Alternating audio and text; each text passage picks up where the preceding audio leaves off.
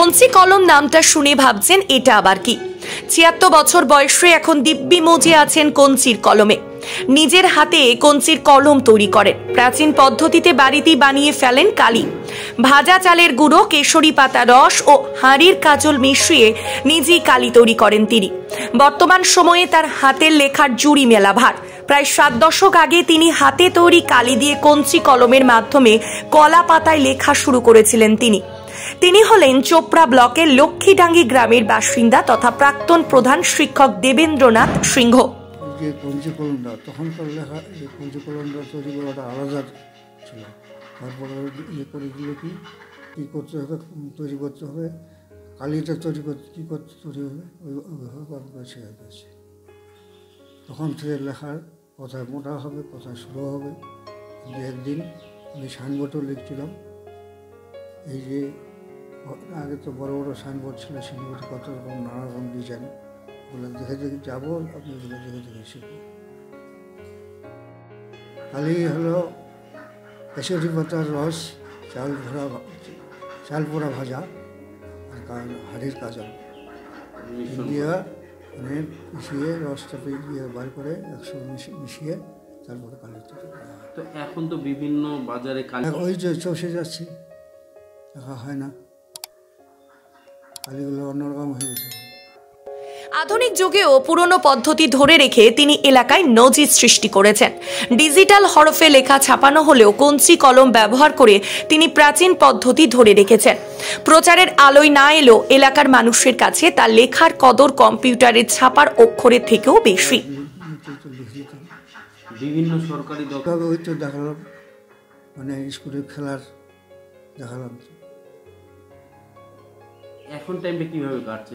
বয়স তো হয়েছে, অসুস্থ হয়ে গেছি, একটা চোখ নষ্ট হয়ে গেছে। লেখালেখি ধারাবাহিকটা আছে এখনো? লেখার অভ্যাসটা সবই কিছু আছে, কিন্তু ইয়ে নেই, কালি নেই। কালিটা হলে আমি লিখে দেখি। একটা সময় তো কলা পাতার উপরে লিখতেন, কলা পাতাও লিখছিলাম, ওটা সবই আছে। এখন তো সাদা কাগজেই লিখতে। হ্যাঁ, সাদা কাগজ।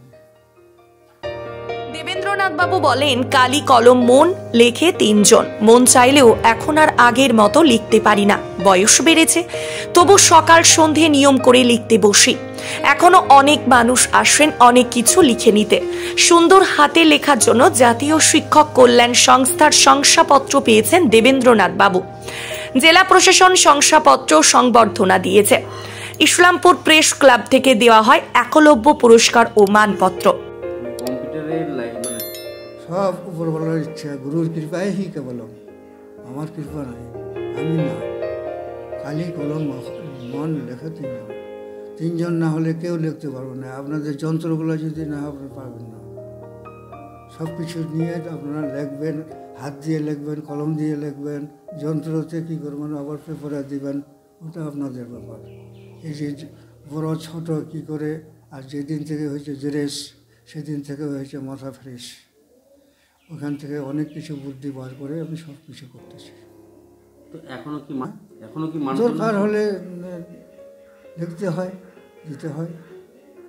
মানে অবসরের সময় এখন আপনার প্রিয় বন্ধু হয়ে গেছে কঞ্চি কলম। আমার কঞ্চি কলম দিন কাটছেন সারাদিন, কি করবো? সোনাপুর গ্রাম পঞ্চায়েতের লক্ষ্মীডাঙ্গি প্রাইমারি স্কুলের প্রধান শিক্ষক ছিলেন তিনি। ২০০৭ সালে অবসর নিয়েছেন। এই বয়সেও হাতের লেখা লেখেন একটানা। ঘরের দেওয়ালে, বারান্দায়, ডায়েরিতে সর্বত্র জলজল করছে তার মুক্তোর মতো লেখা।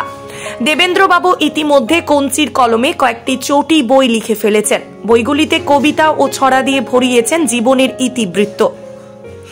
দেবেন্দ্রবাবু বলেন, ইয়ং জেনারেশন যদি শিখতে চায় কিভাবে কঞ্চির কলম দিয়ে লিখতে হবে, কিভাবে কালি তৈরি করতে হবে, আমি শিখিয়ে দিব।